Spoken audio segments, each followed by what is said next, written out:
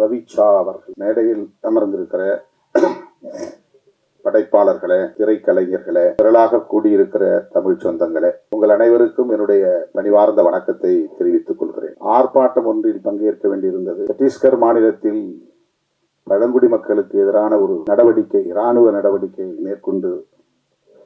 மேற்கொள்ளப்பட்டு வருகிற சூழலில் அதனை கண்டித்து இடதுசாரி இயக்கங்களும் விடுதலை சிறுத்தைகளும் இணைந்து நடத்திய ஒரு ஆர்ப்பாட்டம். இந்த நிகழ்வுக்கு இசைவளித்த பிறகு திடுமென அது ஏற்பாடு செய்யப்பட்டு விட்டது. 7:15 மணிக்குத்தான் அது நிறைவு பெற்றது. அங்கிருந்து இங்கே வந்து சேர சற்று காலத்தாழ்வு நேர்ந்து விட்டது. அதற்காக முதலில் என்னுடைய வருத்தத்தை தெரிவித்துக் கொள்கிறேன். குயிலி திரைப்படத்தின் முன்னோட்ட காட்சி எதையும் பார்க்க சந்தர்ப்பம் அமையவில்லை.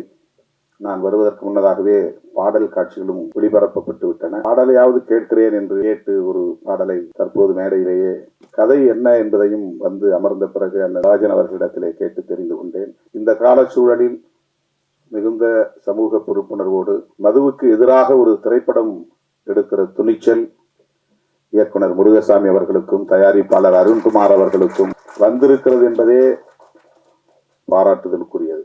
நான் நெஞ்சார பாராட்டுகிறேன், வாழ்த்துகிறேன். வணிக நோக்கில் திரைப்படங்களை தயாரிக்க வேண்டும், அதில் வெற்றி பெற வேண்டும், அதில் லாபம் பெற வேண்டும் என்று எண்ணாமல் சமூக பொறுப்புணர்வோடு மக்களுக்கு வழிகாட்ட வேண்டும், இந்த கொடிய துன்பத்திலிருந்து மக்கள் விடுதலை பெற வேண்டும் என்கிற வேட்கையோடு இந்த இளைஞர்களுக்கு, இளம் தலைமுறையினருக்கு இப்படி ஒரு பொறுப்புணர்வு மிக்க இளைஞர்களாக இந்த திரைப்படத்தை தயாரித்திருக்கிறார்கள், அந்த வேட்கையோடு தயாரித்திருக்கிறார்கள் என்பது உள்ளபடியே மகிழ்ச்சி அளிக்கிறது என்பதை விட பெருமை அளிக்கிறது. பெருமைப்படுகிறேன். அந்த இளைஞர்களை நான் ஆற தழுவி என்னுடைய வாழ்த்துக்களையும் பாராட்டுகளையும் தெரிவித்துக் கொள்கிறேன். உங்களுக்கு தெரியும், அண்மையிலே நாங்கள் மது மற்றும் போதைப் பொருள் ஒழிப்பு மகளிர் மாநாடு என்று 1,00,000க்கும் மேற்பட்ட பெண்களை திரட்டி மாபெரும் மாநாட்டை நடத்தினோம். அது பேசுவிடும் பொருளாக மாறியது. கடுமையான விமர்சனங்களுக்கும் உள்ளானது. அண்ணன் ராஜன் அவர்கள் பேசுகிற போது ஒன்றை சொன்னார். தமிழ்நாட்டிலே மதுவை ஒழிக்க வேண்டும் என்று நாம் சொல்லுகிறோம். ஒருவேளை தமிழ்நாட்டில் மதுவை ஒழிக்கும் நோக்கில் கடைகளை ஆட்சியாளர்கள் மூட முன்வந்தாலும் கூட அண்டை மாநிலங்களுக்கு போய் மதுவை அருந்துவிட்டு வருகிற ஒரு நிலை இருக்கிறது. அல்லது அவர்கள் இங்கே வந்து திருட்டுத்தனமாக மதுவை விற்பனை செய்வதற்கான வாய்ப்பு இருக்கிறது. இதற்கு என்னதான் தீர்வு என்ற கேள்வியை எழுப்பிவிட்டு அவர் சொன்னார், தேசிய அளவில் எங்குமே மது இருக்கக்கூடாது என்ற கருத்தை சொன்னார். திருமாவளவன் இதை நாடாளுமன்றத்திலும் பேச வேண்டும் என்று சொன்னார். சொல்லிவிட்டு பேசியிருக்கிறார் என்று நம்புகிறேன் என்றும் சொன்னார். அவருடைய நம்பிக்கை வீண் போகவில்லை. நான் பேசினேன், மக்களவையில் பேசினேன். என் மீது அவர் வைத்திருக்கிற நம்பிக்கை எனக்கு வியப்பளிக்கிறது. நாடாளுமன்றத்தில் அப்படி நான் பேசுகிற போது மாண்புமிகு அமைச்சர் நிர்மலா சீதாராமன் அவர்கள் இருந்து, நீங்கள் முதலில் தமிழ்நாட்டில் மதுவை ஒழித்துவிட்டு வாருங்கள், கள்ளக்குறிச்சியிலே பல பேர் உயிரிழந்திருக்கிறார்கள், அங்கே பேசாமல் இங்கே ஏன் பேசுகிறீர்கள் என்று எதிர்வினையார். அது அரசியல் ரீதியான விமர்சனம். நாம் அதை கடந்து சிந்திக்கிறோம். தமிழ்நாட்டில் உள்ள இளைஞர்கள் மட்டுமல்ல, தமிழ்நாட்டில் உள்ள மனிதர்கள் மட்டுமல்ல, இந்தியா முழுவதும் மக்கள், நம் தேசத்து மக்கள் இதனால் பாதிக்கப்படக்கூடாது என்கிற பரந்த பார்வை நமக்கு உண்டு. ஆகவே மது ஒழிப்பு கொள்கையை தேசிய கொள்கையாக இந்திய ஒன்றிய அரசே ஏற்றுக்கொள்ள வேண்டும் என்பதை நான் நீண்ட காலமாக பேசி வருகிறேன். ஐயா இலக்கிய செல்வர் குமரி அனந்தன் அவர்கள் என்னுடைய அலுவலகம் தேடி வந்து அப்படி ஒரு தீர்மானத்தை பல ஆண்டுகளுக்கு முன்னரே இயற்றியதை அறிந்து வந்து நேரிலே வந்து பாராட்டினார். மகாத்மா காந்தியை தேசிய தலைவராக நாம் ஏற்றுக்கொள்கிறோம். அவருடைய திருவுருவ படங்களை ரூபாய் நோட்டிலும் தவறாமல் அச்சிடுகிறோம்.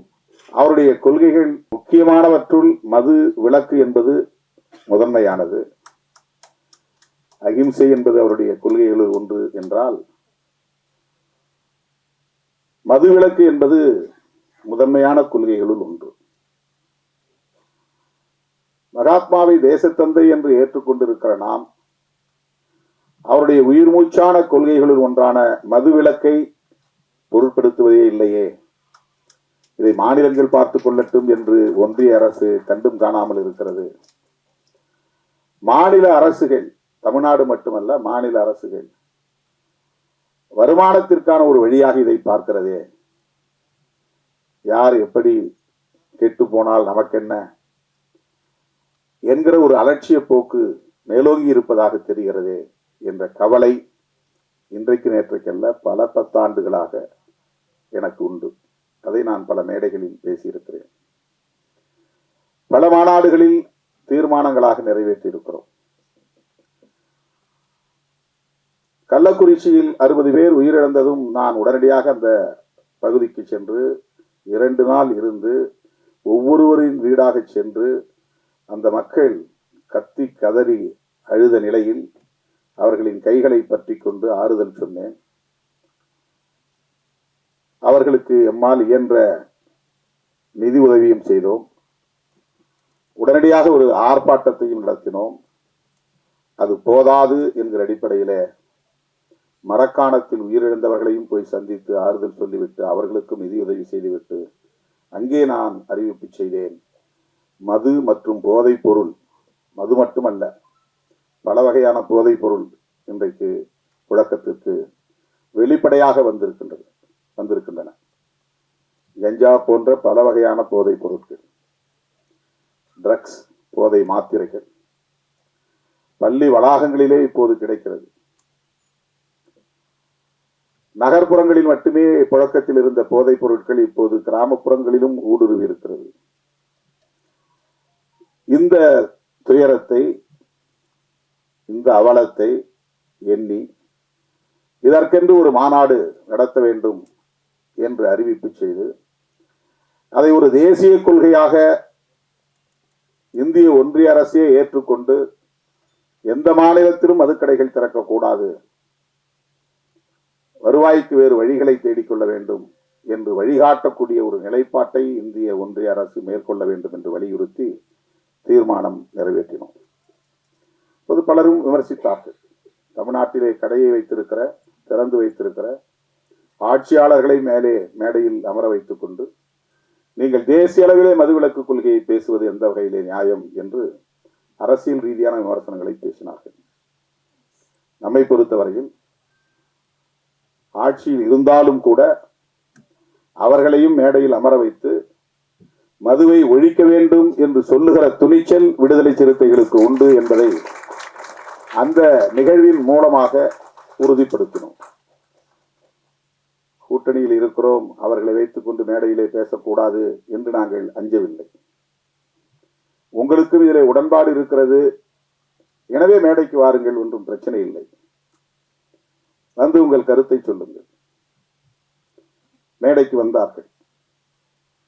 தேர்தல் வாக்குறுதியிலேயே மதுக்கடைகளை மூடுவோம் என்று திராவிட முன்னேற்ற கழகம் ஏற்கனவே அறிவித்திருக்கிற நிலையில் இந்த மாநாட்டிலும் பேச வேண்டும் என்று நாங்கள் அந்த கூட்டணி உறவை பயன்படுத்தி ஒரு அழுத்தம் கொடுத்தோம் என்பதுதான் உண்மை. அதுதான் ஒரு பிரஷர். ஆளுங்கட்சியை மேடையிலே அமர வைத்து ஆமாம் எங்களுக்கும் மதுக்கடைகளை மூட வேண்டும் என்கிற கருத்திலே உடன்பாடு உண்டு என்று சொல்ல வைத்தது விடுதலை சிறுத்தைகள் என்பதை நான் இந்த இடத்திலே பதிவு செய்ய விரும்புகிறேன். ஆகவே இந்தியா முழுவதும் மது ஒழிக்கப்பட வேண்டும், போதைப் பொருள் புழக்கம் கட்டுப்படுத்தப்பட வேண்டும். தினந்தோறும் நான் சுற்றுப்பயணத்தில் இருக்கிறேன், ஏதாவது ஒரு கிராமத்தில் இருக்கிறேன், ஏதேனும் ஒரு நிகழ்ச்சியில் பங்கேற்கிறேன். உள்ளபடியே ஒவ்வொரு நாளும் நான் நொந்து போகிறேன். மேடைக்காக நான் பேசவில்லை. இளம் வயதிலேயே பல இளைஞர்கள், ஒரு குறிப்பிட்ட சமூகத்தை சார்ந்தவர்கள் என்று இல்லை, அனைத்து சமூகங்களை சார்ந்தவர்களும் இந்த கொடிய குடிப்பழக்கத்திற்கு ஆளாகி இளம் வயதிலேயே வாழ்வை பாழாக்கிக் கொள்ளுகிறார்கள். குடும்பம் நடத்துவதற்கான ஆளுமையையே இழந்து விடுகிறார்கள். ஏதோ தாம்பத்திய உறவை கொண்டு 2-3 பிள்ளைகளுக்கு தந்தையாகி விடுகிறார்கள். ஆனால் அந்த பிள்ளைகளை பாதுகாக்கவோ பராமரிக்கவோ அவர்களை படிக்க வைக்கவோ அவர்களுக்கான எதிர்காலத்தை நல்ல முறையில் அமைத்து தரவோ பொறுப்புணர்வு கொண்ட ஆளுமையாக அவர்கள் இல்லை. நிற்க முடியாமல் தடுமாறுகிறார்கள். அதிகாலையில் இருந்து படுக்க போகிற வரையில் போதையில் மிதக்கிறார்கள். அவ்வளவு குடும்ப பாரத்தையும் மனைவி சுமக்கிறான். அது எவ்வளவு கொடிய துயரம் என்பதை நேரிலே பார்த்தால்தான், களத்திலே சந்தித்தால்தான் உணர முடியும். இந்த நாட்டை பீடித்திருக்கிற பேர் அவலங்களுள் இது ஒன்று. எத்தனையோ பல இளைஞர்கள் கல்வி பெற வேண்டிய வயதில், இல்லற வாழ்வை நுகர வேண்டிய வயதில் யாவற்றையும் பறிகொடுத்து, சுய நினைவை இழந்து, எந்த ஆளுமையும் இல்லாமல் சமூகத்தாலேயே புறக்கணிக்கக்கூடிய அளவுக்கு மாறிவிடுகிறார்கள். முதல் பாட்டு இந்த படத்திலே கேட்டேன். இந்த அவலங்கள் அனைத்தையும் அப்படியே வரிகளாக்கி இருக்கிறார்கள். இந்த பாடல் மிகவும் நம் நெஞ்சை ஆழமாக தொடுகின்றது. மிக மிக இன்றியமையாத ஒரு பாடல். எல்லா கிராமங்களிலும் கட்டாயமாக போட்டு காட்ட வேண்டிய ஒரு பாடல். எல்லோரும் தன்னுடைய அலைபேசியிலே வைத்திருக்க வேண்டிய ஒரு பாடல். விழிப்புணர்வை ஏற்படுத்தக்கூடிய ஒரு பாடல். அந்தோணிதாஸ் குரலில் பாடியிருக்கிறார் என்று கருதுகிறேன். இசையும் மிக சிறப்பாக வந்திருக்கிறது. வேட்டவளம் ராமமூர்த்தி பாடல் அவ்வளவு யதார்த்தமாக அந்த துயரங்களை காட்சிப்படுத்தி இருக்கிறார்கள், வரிகளுக்குள் கொண்டு வந்திருக்கிறார்கள். தோழர்களே, நாம் ஒவ்வொருவருக்கும் இதில் பொறுப்பு இருக்கிறது. இந்த ஆட்சி அந்த ஆட்சி என்று நாம் இதில் அரசியலை நுழைத்து மதிப்பீடு செய்ய தேவையில்லை. அண்ணன் ராஜன் அவர்கள் ஒன்றை என் காதோரம் வந்து ஆலோசனையாக சொன்னார். தம்பி, இந்த கடைகளை எல்லாம் மூடிவிட்டு மணல் குவாரி, கல் குவாரி போன்றவற்றை அரசாங்கமே எடுத்து நடத்தினால் இதில் வரக்கூடிய வருமானம் அதில் வராதா? இதையெல்லாம் நீங்கள் ஆட்சியாளர்களுக்கு சொல்லலாமே என்று சொன்னார். அவருக்கு எந்த அளவுக்கு இதிலே ஒரு பொறுப்பு இருக்கிறது என்பதை என்னால் உணர முடிகிறது. தமிழக முதலமைச்சரிடத்திலே தனிப்பட்ட முறையிலே இதை பற்றி பேசுகிற போதும் கூட அவருக்கும் அந்த கவலை இருக்கிறது. அதுதான் சிஸ்டம். ஒரு சமூக கட்டமைப்புக்குள்ளே அரசு சார்ந்த கட்டமைப்புகள் சில நேரங்களில் நம்முடைய விருப்பங்களை மீறி இயங்கக்கூடியவையாக அமைந்து விடுகின்றன. தனியார் மயமாதல் கூடாது என்பது நம்முடைய கருத்து. ஆனால் நம்மால் அதை எதிர்த்து வெற்றி பெற முடியவில்லை. பன்னாட்டு நிறுவனங்கள் இங்கே நுழையக்கூடாது என்பது நம்முடைய நிலைப்பாடு. ஆனால் நம்மால் தடுக்க முடியவில்லை. அந்நிய முதலீடு இங்கே வரக்கூடாது, அதன் மூலம் அவர்கள் நமது வளங்களை சுரண்டக்கூடாது, லாபம் என்கிற பெயரில் கொள்ளையடிக்க கூடாது என்பது நம்முடைய ஆசை. ஆனால் அவற்றை நம்மால் தடுக்க முடியவில்லை. இப்போது கூட நாங்கள் போய்விட்டு வந்த அந்த ஆர்ப்பாட்டம் எதற்கு என்றால், அங்கே இருக்கிற பழங்குடி மக்கள் சத்தீஸ்கர் மாநிலத்தில் பன்னாட்டு நிறுவனங்கள் உள்ளே வரக்கூடாது, கனிம வளங்களை சுரண்டக்கூடாது என்று எதிர்த்து போராடுகிறார்கள். ஆனால் இந்த தேசத்தின் வளர்ச்சிக்கு அந்நிய முதலீடு தேவை, பன்னாட்டு நிறுவனங்களின் வளர்ச்சி தேவை என்று அரசு நம்புகிறது. இந்திய ஒன்றிய அரசு, அது அரசின் கொள்கை நிலைப்பாடாக இருக்கிறது. உலகம் முழுவதும் இன்றைக்கு எந்த நாட்டிலும் பன்னாட்டு நிறுவனங்களுக்கு தடை இல்லை. தேச வரம்புகள் அவர்களுக்கு ஒரு தடையாக அமைந்துவிடக் கூடாது என்பதற்காக உருவாக்கப்பட்ட ஒப்பந்தம் தான் காட் ஒப்பந்தம், GATT ஒப்பந்தம். அந்த ஒப்பந்தத்தில் கையெழுத்திட்ட நாடுகள் எல்லாம் தேச வரம்புகளை உடைத்து யாரும் இங்கே அந்நிய முதலீடு செய்யலாம், எங்கோ அமர்ந்து கொண்டு இங்கே தொழில் நடத்தலாம், அவன் இங்கே வர தேவையில்லை, நிலம் கையகப்படுத்த தேவையில்லை, இங்கே வந்து எந்த விதமான வேலைகளையும் செய்ய தேவையில்லை, அவனுடைய ஃபார்முலா போதும். இங்கே இருக்கிற நீரை அவன் எடுத்து நம்மிடத்திலேயே விற்பனை செய்கிறான், குடிநீர். அவனுக்கு அதிலே லாபம் போய் சேருகிறது. அவன் ஒரு நாள் கூட இந்தியாவுக்கு வந்திருக்க மாட்டான். ஆனால் ஒவ்வொரு நாளும் கோடிக்கணக்கிலே அவனுக்கு லாபத்தில் பங்கு போய் கொண்டிருக்கிறது. குளிர்பானங்கள் அப்படி. எல்லா விதமான தொழில்களும் அவன் நாட்டில் செய்தால் அந்த கழிவை அவன் மண்ணில் போய் சேர்க்க வேண்டும். அதனால் மண் நஞ்சாகும், குடிநீர் நஞ்சாகும், காற்று நஞ்சாகும் என்று அஞ்சுகிறான். இந்தியா போன்ற 3வது உலக நாடுகளில் அவன் கழிவை கொட்டுகிற குப்பை தொட்டியாக மாற்றிக் கொண்டிருக்கிறான். அதற்கு உலகமயமாதல் கொள்கை வழிவகுத்திருக்கிறது.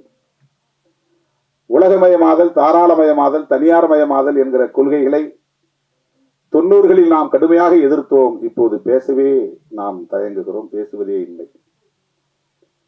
இறால் வளர்ப்பை கடுமையாக எதிர்த்தோம் ஒரு காலகட்டத்தில். இப்போது இறால் வளர்ப்பு மிக ஜோராக நடைபெற்றுக் கொண்டிருக்கிறது. நம்மால் எதிர்க்க முடியவில்லை. தனியார் துறைகளில் இடஒதுக்கீடு வேண்டும் என்று கோரிக்கையை மாற்றிக்கொண்டோம். தனியார் மயமாதலே வேண்டாம் என்று சொன்ன நிலை மாறி இப்போது தனியார் துறைகளில் வேலை வாய்ப்பு வேண்டும், அதற்கு இடஒதுக்கீடு வேண்டும் என்று நமது கோரிக்கையை மாற்றிக்கொண்டோம்.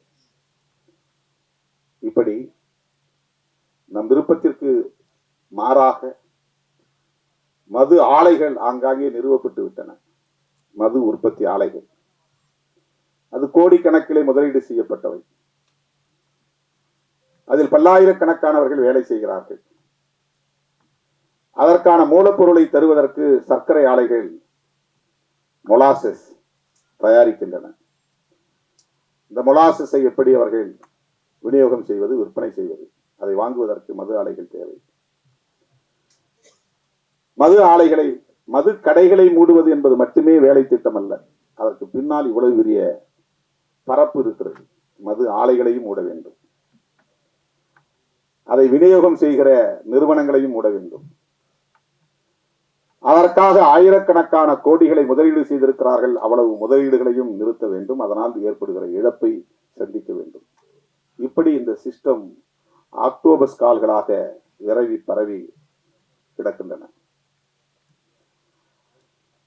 உயர் தொழில்நுட்ப கருவிகளை அயல்நாடுகளில் இருந்து இறக்குமதி செய்து மல்டி ஸ்பெஷாலிட்டி ஹாஸ்பிட்டல் மருத்துவமனைகளே வந்து எஸ்டாப்ளிஷ் செய்கிறார்கள், நிறுவுகிறார்கள், இன்ஸ்டாலேஷன் பண்ணுகிறார்கள்.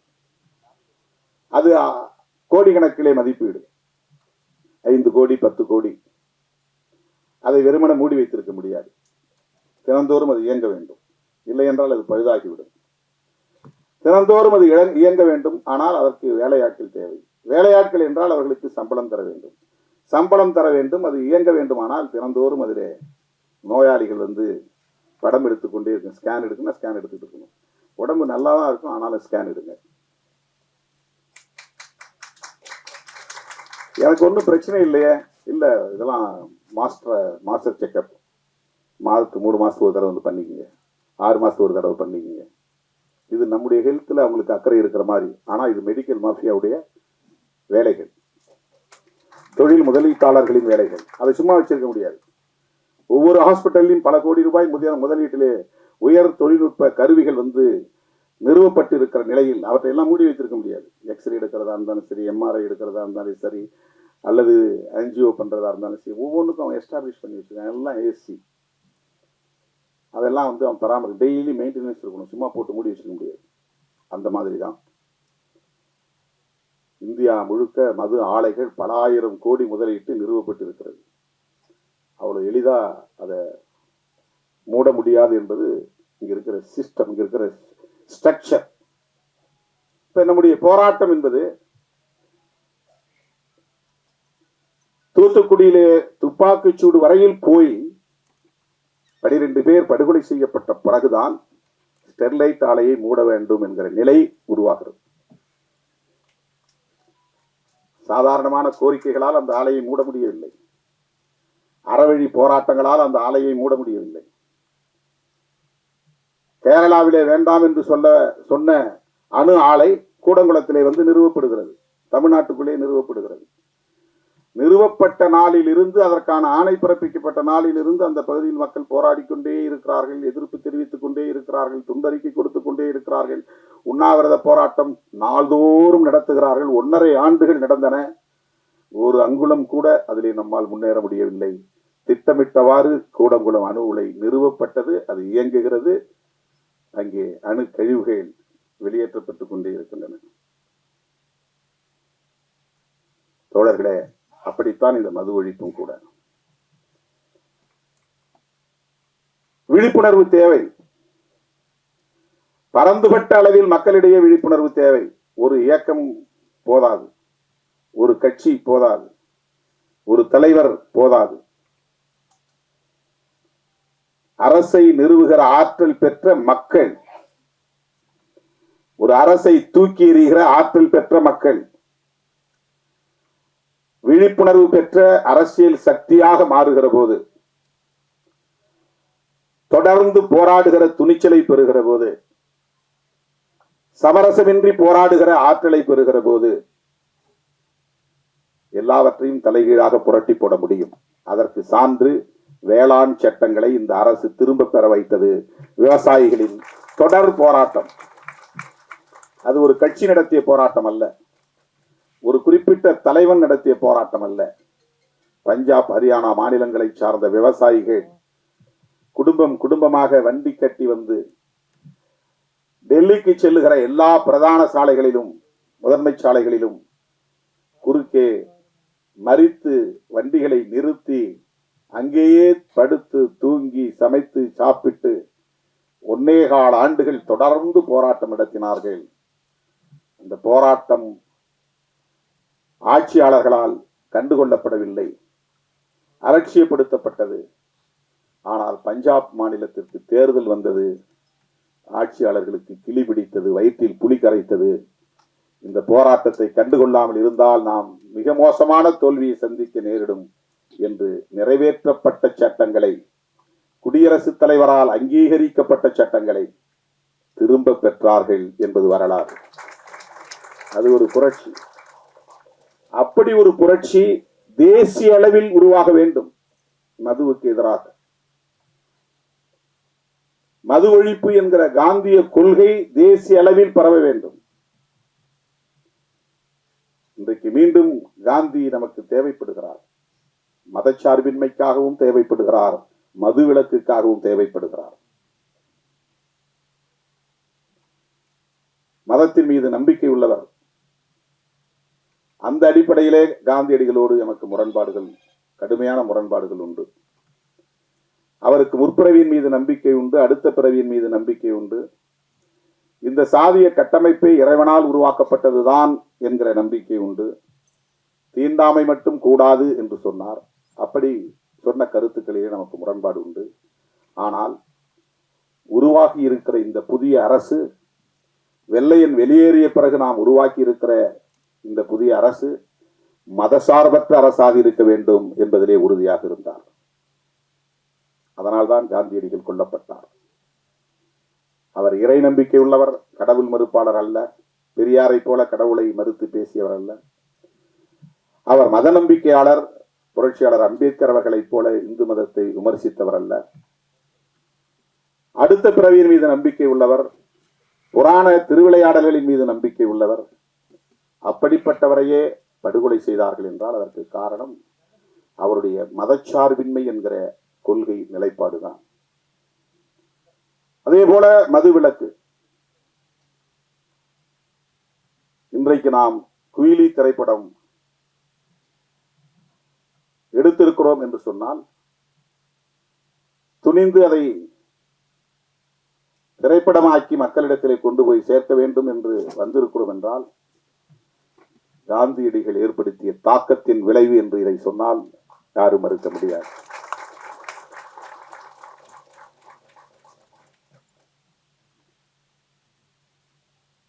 களத்திலே நாம் சந்திக்கிற அவலங்கள் நம்மை சிந்திக்க வைக்கிறது என்பதுதான். ஒவ்வொரு ஊரிலும் பிரச்சனைகளுக்கு காரணம், ஒவ்வொரு ஊரிலும் குறைந்தது 10 அல்லது 20 பேர் போதையில் இருக்கிறார்கள். சாதியின் பெயராலோ மதத்தின் பெயராலோ கலவரங்கள் மூடுவதற்கும் பெரிய வன்கொடுமைகள் வெடிப்பதற்கும் குடிப்பழக்கத்திற்கு, குடி போதைக்கு ஆளாகக்கூடியவர்களும் ஒரு காரணமாக இருக்கிறார்கள் என்பதை நம்மால் பார்க்க முடிகிறது. 1,00,000 பேர் அமர்ந்திருக்கிற ஒரு அவையில் 100 பேர் குடிபோதையில் வந்து குழப்பத்தை ஏற்படுத்தி விடுகிறார்கள். அந்த கட்டுப்பாட்டை சீர்குலைத்து விடுகிறார்கள். இது நாட்டுக்கு கேடு. படத்தின் முதல் பாடலே அதுதான், நாட்டுக்கு கேடு, வீட்டுக்கு கேடு, அதை விட்டு தொலைப்போம் என்கிற அந்த கருத்து. தோழர்களே, இதனால் என்ன நாம் சாதிக்கப் போகிறோம் என்று கருதாமல், இது என்ன பெரிய விளைவை ஏற்படுத்தி விட போகிறது என்று கருதாமல், இந்த விழிப்புணர்வை இன்னும் விரிவாக்கிக் கொண்டே போக வேண்டும். சில இளைஞர்களையாவது நாம் அந்த கொடுமைக்கு ஆளாகாமல் தடுக்க முடியும், அந்த துயரத்திற்கு ஆளாகாமல் தடுக்க முடியும், இளம் தலைமுறையினரை பாதுகாக்க முடியும். ஏற்கனவே பாதிக்கப்பட்டவர்களை மீட்க வேண்டும் என்பது ஒரு புறம், புதிதாக இளைஞர்கள் அதிலே பாதிப்புக்கு உள்ளாகி விடாமல் தடுக்க வேண்டும் என்பது இன்னொரு புறம். ஒவ்வொரு மருத்துவமனையிலும் டி அடிக்ஷன் சென்டர் இருக்க வேண்டும், இந்த மதுக்கடைகளை மூடுகிற வரையில். இது என்னுடைய கோரிக்கை. முதலமைச்சருக்கு நேரிலே போய் நான் சொன்னேன். எங்கேயாவது தேட வேண்டியிருக்குது. ஒரு ஸ்டேட்டுக்கு 2-3 தான் இருக்கு டி அடிக்ஷன் சென்டர். கவுன்சிலிங் இல்லை, எல்லா மருத்துவமனையிலும் கவுன்சிலிங் இருக்கணும். மருத்துவமனைகளில் உளவியல் சார்ந்த அறிவுரைகளை தருவதற்கு, விழிப்புணர்வை தருவதற்கு சிறப்பு பயிற்சி பெற்ற மருத்துவர்களை நியமிக்க வேண்டும். எல்லா நோய்களுக்கும் அடிப்படையாக இருப்பது உளவியல் சிக்கல்கள் தான். நம்முடைய உணவு பழக்கம் என்பதை விட, நம்முடைய உறக்க பழக்கம் என்பதை விட, இவற்றால் ஏற்படுகிற உளவியல் சிக்கல்கள் தான் மன அழுத்தத்திற்கு காரணமாகி நோய் எதிர்ப்பு சக்தியை குறைக்கிறது. மன அழுத்தம் பெருக பெருக இம்யூனிட்டி என்பது குறைந்துவிடும். மன அழுத்தம் பெருக பெருக பயம் என்பது ஆக்கிரமிக்கும். பயம்தான் எதிர்ப்பு சக்திக்கு எதிரியே. எந்த ஆன்டிபயாட்டிக்கும் ரெஸ்பாண்ட் பண்ணாது. இம்யூனிட்டி போயிருச்சுன்னா, உடம்புல எதிர்ப்பு சக்தி இருக்கிற வரையிலும் தான் antibiotic, anti viral, anti fungal இந்த மருந்தெல்லாம் வேலை செய்யும். எதிர்ப்பு சக்தி இல்லைன்னா மருந்தே வேலை செய்யாது. மருந்து ரெஸ்பாண்ட் பண்ணணும்னா கூட நம்ம பாடிக்குள்ள இம்யூனிட்டி இருக்கணும். இம்யூனிட்டி இருக்கணும்னு சொன்னா நமக்கு பயம் வரக்கூடாது, எந்த பயமும் வரக்கூடாது. பயம் வரக்கூடாதுன்னா மன அழுத்தம் வரக்கூடாது. மன அழுத்தம் வரக்கூடாதுன்னா இது போன்ற துயரங்கள் சமூகத்தில் நிலவக்கூடாது. ஏன்னா அவனுக்கு என்ன ஆகுன்னா, ஒரு பக்கம் அடிக்ஷன் ஆயிடுவான், இன்னொரு பக்கம் சமூகம் அவனை புறக்கணிக்கிறது. அது அவனை ஒரே நேரத்தில் 2 தாக்குதல். இதுல இருந்து அவனால மீள முடியல. இன்னொரு புறம் பெண்டாட்டியும் அவளை மதிக்கல, பிள்ளைகளும் அவங்கள மதிக்கல, சமூகமும் மதிக்கல. இந்த நிராகரிப்பு, அவமதிப்பு அவனை அறியாமலேயே அவனுக்குள் ஒரு அழுத்தமாக அது மாறுகிறது. இப்படி ஒரு தனி மனிதனை அது பாதிக்க செய்கிறது என்று நாம் கருதக்கூடாது. இது ஒரு சமூகத்தையே பாதிக்க செய்கிறது. எனவே மது மற்றும் போதைப் பொருள் கட்டுப்படுத்தப்பட வேண்டும், பிறகு முற்றாக ஒழிக்கப்பட வேண்டும். பிற நாடுகளில் இல்லையா? அண்ணன் சொன்னாங்க, இப்ப பெண்களும் குடிக்க ஆரம்பிச்சிட்டாங்க. அயல் நாடுகளிலே பெண்கள் குடிக்கிறார்களே. என்னன்னா, ஹெல்த் கான்சியஸ் இல்லாதவன் குடிக்கிறதுக்கும் ஹெல்த் கான்சியஸ் உள்ளவன் குடிக்கிறதுக்கும் வேறுபாடு இருக்கு. சோசியல் ட்ரிங்க் என்கிற பெயரில் குடிக்கிறவனுக்கும், குடி இல்லையே என்னால் இருக்க முடியாது என்கிற அளவுக்கு குடிக்கிறவனுக்கும் வேறுபாடு இருக்கிறது. ஏதோ மாதத்துல 1 நாள் அல்லது 2 நாள் அல்லது வாரத்துல 1 நாள் என்று ஒருவன் குடிப்பதை கூட தன் கட்டுப்பாட்டுக்குள்ளே வைத்திருக்க முடியும் என்றால் அவனுக்கு ஏற்கனவே ஒரு விழிப்புணர்வு இருக்கிறது என்று பொருள். மதுக்கடைகளை திறந்து வைப்பதன் மூலம் அது ஒரு சோசியல் பிஹேவியராக மாறுகிறது. சமூகம் இப்ப அது ஒரு குற்ற உணர்வே இல்லை. முன்ன யாராவது பார்த்தா அவன் குடிகாரம் பாருன்னா அவனுக்கு ஒரு கூச்சமா இருக்கும். ஊர்ல 1-2 பேர் தான் இருக்கும். இப்ப ஊர்ல 40 பேர் 50 பேர், அதனால யாருக்கும் எந்த குற்ற உணர்வும் கிடையாது. அது சாதாரணமாகிவிட்டது. பிள்ளைகளையே போய் வாங்கி வர சொல்றாங்க அப்பா அம்மா சேர்ந்து குடிக்கிறாங்க. அதை நியாயப்படுத்தப்படுகிறது. அவங்க செய்யற வேலைப்பா, உடம்பு ஒலி, அதனால குடிச்சிட்டு படுக்கிறான். இதை சில பேர் நியாயப்படுத்துகிறார்கள். உள்ளபடி இது பெரிய அவலம், சகித்துக் கொள்ள முடியாத பேரவலம். ஒரு சமூகத்தையே முடமாக்குகிற ஒரு பேரவலம், ஒரு தேசத்தையே வீழ்த்துகிற பேரவலம். எல்லா இலவசங்களையும் நிறுத்திவிட்டு கல்வியை மட்டும் இலவசமாக தர முன்வருகிற ஒரு அரசு, அதன் மூலம் ஒரு விழிப்புணர்வை ஏற்படுத்துகிற அரசு, இது போன்ற அவலங்களையும் ஒரு முடிவுக்கு கொண்டு வரும்.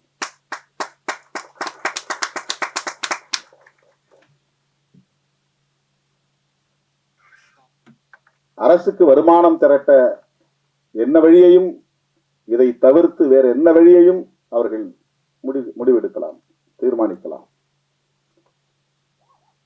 இதை வைத்து ஒரு அரசை நடத்த முடியாது. ஆண்டுக்கு 25,000 கோடி என்பது போதாது. ஆகவே இலவச திட்டங்களுக்கு இது பயன்படுகிறது என்று நியாயப்படுத்துவதும் ஏற்புடையதல்ல. இலவசங்களே வேண்டாம் என்பதுதான். எல்லா இலவச திட்டங்களையும் நிறுத்த வேண்டும். ஒட்டுமொத்த கல்வியையும் அரசே ஏற்றுக்கொள்ள வேண்டும். கல்வியை இலவசமா கொடுங்க, ஆரம்ப கல்வி முதல் ஆராய்ச்சி கல்வி வரையில். இதெல்லாம் பொதுமக்களின் கோரிக்கையா மாற வேண்டும். ஒரு தனிநபர் கோரிக்கையாக, ஒரு இயக்கத்தின் கோரிக்கையாக இருக்கிற போது ஈடுபடாது. பொதுமக்களின் கோரிக்கையாக மாற வேண்டும். அதற்கான விழிப்புணர்வு தேவை. அப்படிப்பட்ட ஒரு விழிப்புணர்வுள்ள இளைஞர்களாகத்தான் இன்றைக்கு முருகசாமி, அருண்குமார், ஜூஸ் ஸ்மித், இந்த இளம் தலைமுறையினரை நான் பாராட்டுகிறேன், மெச்சுகிறேன். இது போன்ற இன்னும் பல விழிப்புணர்வு கருத்துக்களை சொல்லக்கூடிய படைப்புகளை நீங்கள் தர வேண்டும். இந்த சமூகம் உங்களை தூக்கி கொண்டாடும் என்பதை சொல்லி இந்த வாய்ப்புக்கு நன்றி கூறி முடிக்கிறேன். நன்றி, வணக்கம்.